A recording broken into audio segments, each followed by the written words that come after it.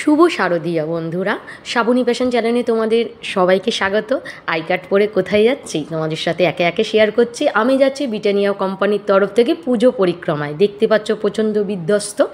আজ সকাল সকাল আমার কাছে ফোন চলে আসে ব্রিটানিয়া কোম্পানি থেকে, তাদের সঙ্গে পুজো পরিক্রমা ঘোরার। তো আমিও এই সুযোগটা সারলাম না, চলে গেলাম তৈরি হয়ে। চলে এসেছিলাম এক্সাইডের মোড়ে বাসটা আমাদের জন্য অপেক্ষা করছিল। এই দেখো কি সুন্দর ব্যানার লাগিয়ে দিয়েছিল, 200 টাকা পারচেসিংয়ের ওপরে তাদের লাকি ড্র হচ্ছিল। সেই লাকি ড্রতে আমার লাকটাও খুলে গেল, তাই ওদের সাথে আমিও চলে গেছিলাম পুজো পরিক্রমাতে। যথেষ্ট সুন্দর তারা আয়োজন করেছিল এবং কলকাতার ভালো ভালো প্যান্ডেলগুলো খুব সুন্দরভাবে আমাদেরকে দেখিয়েছে। সেগুলোই একটা করে তোমাদের সাথে শেয়ার করব। প্রথমেই বাসের কাছে গিয়ে সেলফি নিতে তো হবেই, কারণ তোমাদের সঙ্গে তো সব কিছু আমাকে শেয়ার করতে হবে। দেখো ছোটো ছোটো পুচকেগুলোও চলে এসছে আমাকে দেখে ফটো তুলবে বললে। দেখো কী সুন্দর পোজ দিচ্ছে সবাই। তোমাদের পুজো কেমন কাটলো? আমার তো পঞ্চমীর দিনই ফাটাফাটি কেটেছে। আমি তো প্রচণ্ড খুশি, দেখতেই পাচ্ছ আমার স্মাইল দেখে। প্রচণ্ড খুশি, প্রচণ্ড এক্সাইটেড। তাই দেরি না করে আমি আমার আই কার্ড নিয়ে চলে গেলাম আমার বাসে, আমার সিটটা নিয়ে নিলাম। এরকম করে একে একে সবাই যাওয়ার নাম বলে বাসে সিটটা নিয়ে নিয়েছিল, সবাইকে আই কার্ড দিয়ে দিয়েছিল যাতে আমরা পুজো প্যান্ডেলগুলো খুব সুন্দর করে ঘুরতে পারি আর হারিয়ে না যাই। তারপরে এনারা সবাই আমাদের ব্রেকফাস্টের জন্য আয়োজন করছিল। ব্রেকফাস্টটা খুব সুন্দর ছিল। দেখে নাও ব্রেকফাস্টে কী ছিল। একটা স্যান্ডউইচ, মাফিন আর একটা ছোট্ট পেস্ট্রি, সঙ্গে ছিল আরও একটা উইংক্রিমসের জুসও। তো এত খিদে পাচ্ছিল, সকাল সকাল উঠে গেছি 8:30টার মধ্যে। তো আমার স্যান্ডউইচটা দারুণ লেগেছিল। সবাইকে ওনারা ডিস্ট্রিবিউট করছে। আমি আর বেশি কথা না বলে তাড়াতাড়ি করে খেতে শুরু করে দিয়েছি। যথেষ্ট সফট ছিল, দারুণ লাগছে। কিন্তু সকাল সকাল ঘুম থেকে উঠে না সেজে গিয়ে ঘোরার মজাটাই আলাদা। আমার তো আমি প্রচণ্ড এক্সাইটেড। আমি ভাবতে পারিনি যে এরকম একটা ভালো অভিজ্ঞতার হবে। খাচ্ছি, কিন্তু আমি যতটা পেরেছি তোমাদের সঙ্গে শেয়ার করার চেষ্টা করেছি। দেখতে থাকো, ভিডিওটা আরও ভালো লাগবে। ব্রেকফাস্ট শেষ না করতে করতে চলে এসেছিলাম আমাদের প্রথম গন্তব্যস্থল বাগবাজার সার্বজনীন, যেটা ছাড়া পুজো ভালোই লাগে না। সাবেকিয়ানা সবসময়ের জন্য বাগবাজার আমার খুবই পছন্দের। এখানকার যে মূর্তিটা থাকে সেটা সবসময় প্রত্যেক বছর একই রকম থাকে। তাও মায়ের এই প্রতিভার রূপ দেখতে বাগবাজারের ঐতিহ্য সবসময়। আর দশমীতে সিঁদুর খেলা বাগবাজার ছাড়া সম্ভবই নয়। আমরা সবাই মিলে যে যার হাত ধরে বাগবাজারের এন্ট্রি করছি আর প্রচণ্ড এক্সাইটেড। প্রথম প্যান্ডেল দিয়ে শুরু করে এখানে আমরা অনেকেই ছিলাম, যাতে আমরা হারিয়ে না যাই তার জন্য ওনাদের নাম্বার দিয়ে রেখেছিল। যদি কেউ কোনো সময় হারিয়ে যায় তাহলে সেখান থেকে তাকে নিয়ে আসা হবে। তো খুব সুন্দর, এত সুন্দর গাইড করে নিয়েছিল। সবচেয়ে ভালো লাগছিলো কি জানো, প্যান্ডেলের লাইন দিতে হয়নি, ভিআইপি কোটায় চলে গেছি। এর থেকে আর ভালো কি। এইখানে আমি একটা বলবো, এই যে মূর্তিটা দেখছো ছোট ছোট কাঁচ দিয়ে তৈরি করা, আর এত সূর্যের আলো পড়ে এত ঝলমল করছে যে এখান থেকে চোখ ফেরানো যাচ্ছে না। এই হচ্ছে আমাদের বাগবাজারের প্যান্ডেল। প্রত্যেক বছরের মতন বাগবাজারের ঐতিহ্য সব সময়ের জন্য থাকে। এখানে যে মায়ের মূর্তিটা, তার মুকুট সবসময় অনেকটা লম্বা হয়ে থাকে। আর সাবেকিয়ানার যার হাইটটা মায়া দুর্গার, সেটা প্রত্যেক বছরই একই রকম করা হয়ে থাকে। আমার তো খুব ভালো লেগেছে। দেখো পরের গন্তব্যস্থল। সব কিছু ডিপেন্ড করছে আমাদের সময় এবং তার সাথে আমাদের। এখানে বাসের মধ্যে অ্যাঙ্কারও এসেছিল, যাতে আমরা বোর না ফিল করি প্যান্ডেলে পৌঁছানোর মধ্যে।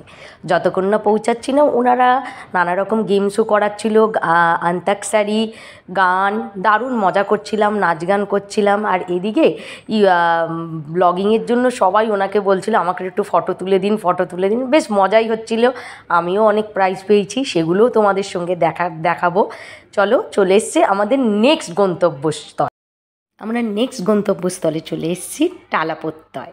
একদম ঠিক ধরেছেন। এবার ওদের থিম ছিল বীজ অঙ্গন।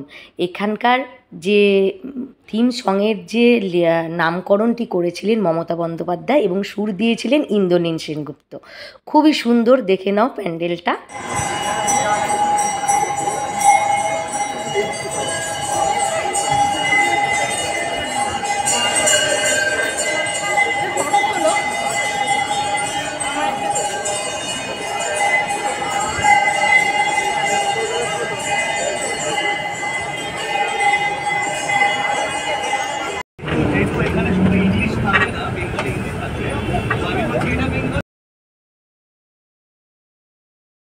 বাসে উঠে নতুন নতুন সবার সঙ্গে আলাপ হয়েছিল, আমরা বেশ মজাই করছিলাম। সেখানেও সেলফি তুলতে ব্যস্ত, মেয়েদের যা হয়, পুজোতে সেলফি না তুললে হয়, আপলোড তো করতেই হবে। আর সবচেয়ে বড় কথা, আমার সমস্ত অভিজ্ঞতা তোমার সাথে শেয়ার করতে চাই, তোমাদের সাথে, তাই তোলা। জায়গাটা নতুন করে বলার কিছু নেই, তোমাদের সবারই চেনা। বলো তো কি? একদম ঠিক, এটা হচ্ছে আমাদের শ্রীভূমি। শ্রীভূমির ক্রেজ সবসময় আগের থেকেই চলে আসে। মহালয়ার সর্বপ্রথম যদি কোনো উদ্বোধন হয়ে থাকে, সেটা হচ্ছে শ্রীভূমি। এটা ইউএসের অক্ষয়ধাম টেম্পলের তাই বানানো হয়েছে। এখানে মায়ের রূপ দেখো, সত্যি সুন্দর। আর সবচেয়ে ভালো কথা জানিয়ে রাখি, মা যে গয়নাটা পরেছে এবছর হীরের গয়না, যা স্পন্সার করেছে সেনকো গোল্ড অ্যান্ড ডায়মন্ড। বুঝতেই দাঁড়াও, আবার বাবা ঠাকুর পরে হবে। এবার প্রচুর খিদে পেয়ে গেছে, 3:30 বেজে গেছে, তাই আমরা চলে এসেছি দ্য লেক ক্লাবে। একদম ঠিক ধরেছ, আমরা এই লেক ক্লাবে আমাদের লাঞ্চটা কমপ্লিট করেছিলাম। সেটাও স্পন্সার করেছিল ব্রিটানিয়া কোম্পানি থেকে। দারুণ অভিজ্ঞতা, লাঞ্চ তো দারুণ ছিল। সেটা দাঁড়াও দেখে নাও কী কী খেয়েছি, তাহলেই বুঝতে পারবে কতটা মজা করেছি। এই হলটা ওরা বুক করেছিল, আর সামনে বুফে সিস্টেম করে দিয়েছিল, যেখানে ভেজ ননভেজ দুটোই ছিল। তোমরা তোমাদের পছন্দ মতন ভেজ ননভেজ অপশানটা বেছে নিয়ে যেতে পারো। আমি বললেই তো হয় ভেজ, পুজোর সময় অসম্ভব। ননভেজে মাটন ছিল, কি করে ছাড়ি বলো?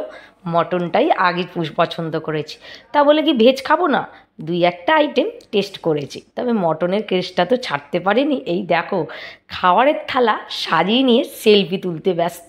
আমার সাথে, আমাকে দেখে সবাই হাসছে। দেখো ওরা স্টার্ট করে দিয়েছে, আমার এবার বসে থাকলে হবে না। আমারও বেশ খিদে পাচ্ছে। তার আগে চট করে দেখে নাও কী কী ছিল আমার পাতে।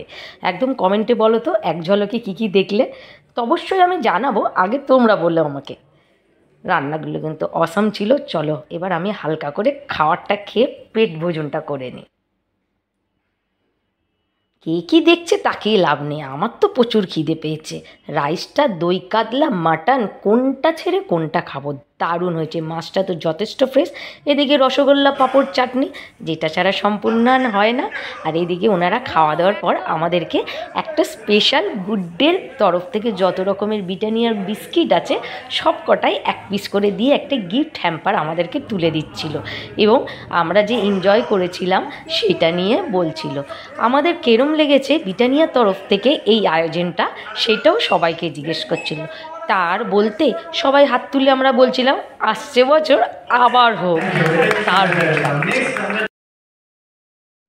এরপর আমরা চলে গেছিলাম বালিগঞ্জ। বালিগঞ্জের সমাজসেবী একদম ধরেছেন, বালিগঞ্জেরটাই দেখেছি, ভালোই লাগছিল। খাওয়া দাওয়ার পর এই বালিগঞ্জের ঠাকুরটা দেখার পর শরীরে আর দিচ্ছে, এবং খুব মনে হচ্ছে তাড়াতাড়ি বাড়ি যায়, গিয়ে একটু রেস্ট নিই। প্রচণ্ড হাঁপিয়ে গেছে, গরম। যখন বাসে উঠছে বেশ ভালো লাগছে, হাঁটতে হাঁটতে ঠাকুর থেকে প্রচণ্ড ক্লান্ত। আমার ভয়েস ওভারটা শুনে বুঝতে পারছো গলা ধরে আছে। এই দেখো মায়ের রূপটা, যেন মন ভরে গেল। ছোট ছোট করে ফটো তুলে নিয়ে এখানেই আমার ব্লগটা